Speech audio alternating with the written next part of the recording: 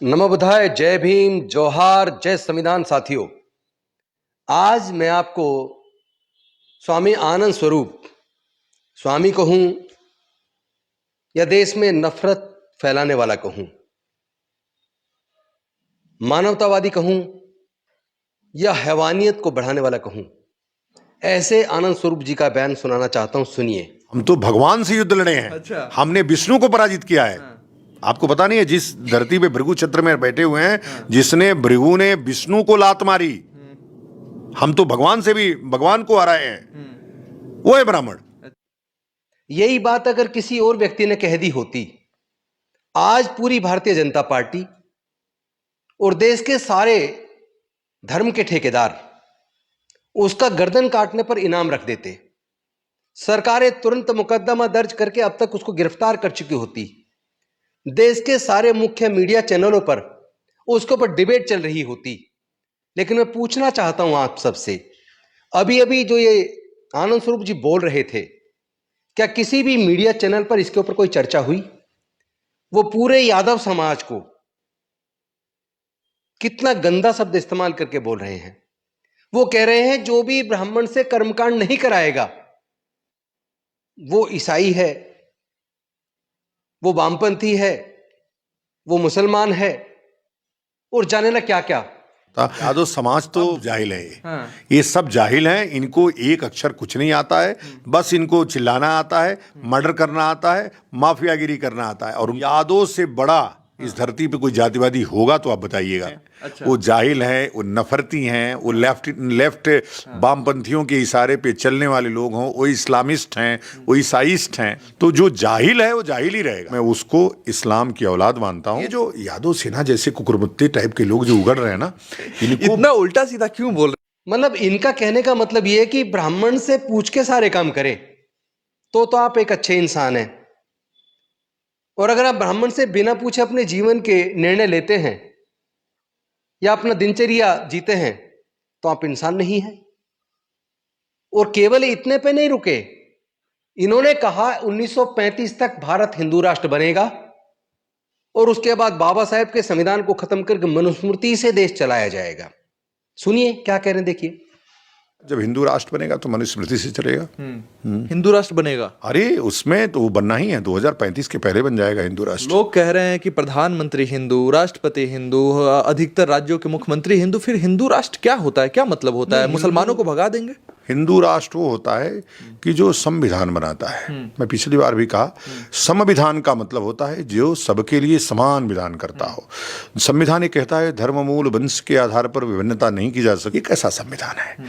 और आरक्षण है, बाबा साहब भीमराव अम्बेडकर का दिया हुआ गिफ्ट है। तो ठीक बात है, अम्बेडकर ने जिनको लाभ दिया वो अम्बेडकर की जय जयकार करे। अम्बेडकर ने हमारे लोगों आप अम्बेडकर का जय जयकार नहीं करेंगे? क्यों करेंगे? हाँ। किस बात? इसलिए कहेंगे कि हिंदू धर्म को तोड़ने का काम किया, इसलिए कहेंगे कि हिंदू धर्म छोड़ करके वो माने ऐसे बौद्ध धर्म के पास चले गए जिसकी कोई गरिमा, कोई मर्यादा नहीं थी।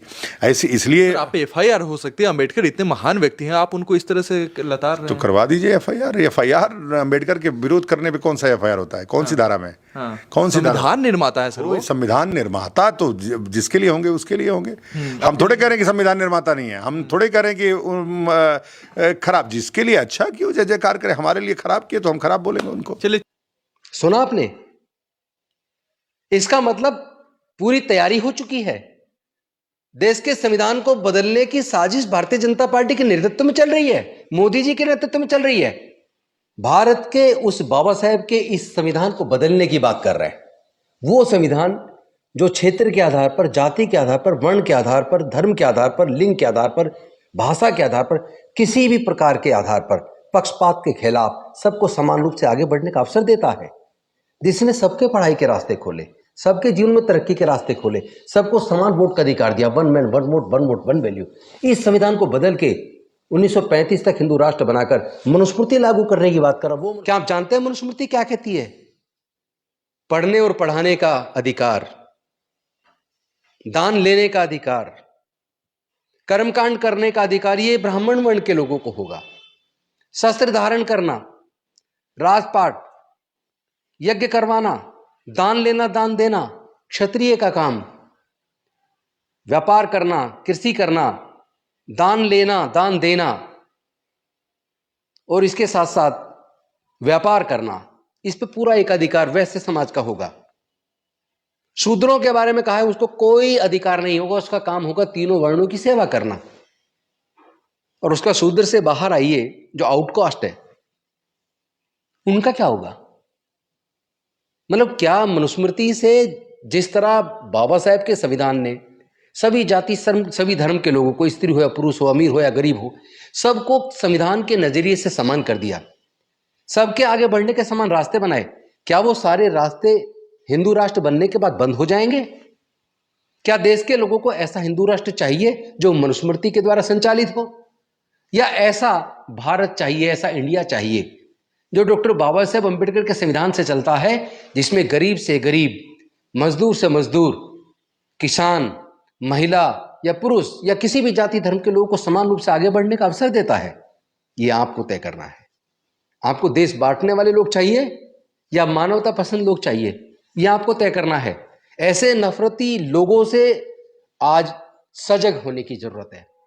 मैं देखना चाहूंगा कि भारतीय जनता पार्टी की सरकार ऐसे नफरती, मानवता के विरोध में जाकर हैवानियत पैदा करने वाले, काली सेना बनाकर युद्ध छेड़ने की बात करने वाले ऐसे नकली साधु को आप मुकदमा दर्ज करके जेल में डालेंगे या नहीं डालेंगे?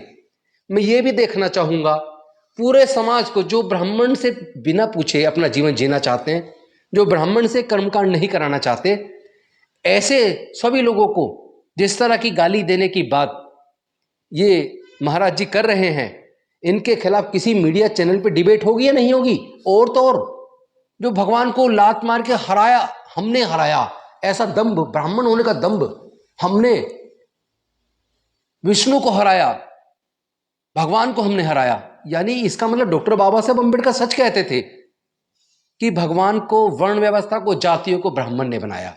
इसका मतलब क्या देश की बदहाली का कारण ये पर्टिकुलर कास्ट है? इन पे सोचने और चिंतन करने की जरूरत है। मैं जातिवादी नहीं हूं, मैं किसी जाति के आधार पर, धर्म के आधार पर किसी के साथ पक्षपात करने के फेवर में नहीं हूं।